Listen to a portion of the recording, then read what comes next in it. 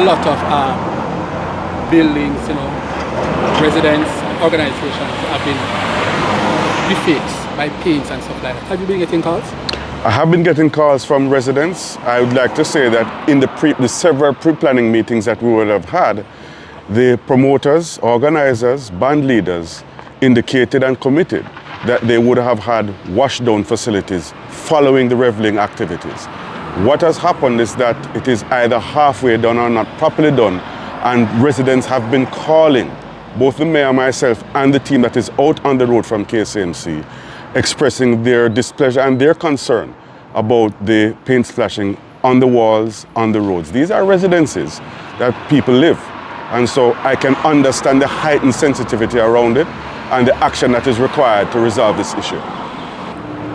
So what else is impacted? Street furniture is impacted. You're talking about sidewalks, verges, street signs, markings on the roads, the road markings themselves.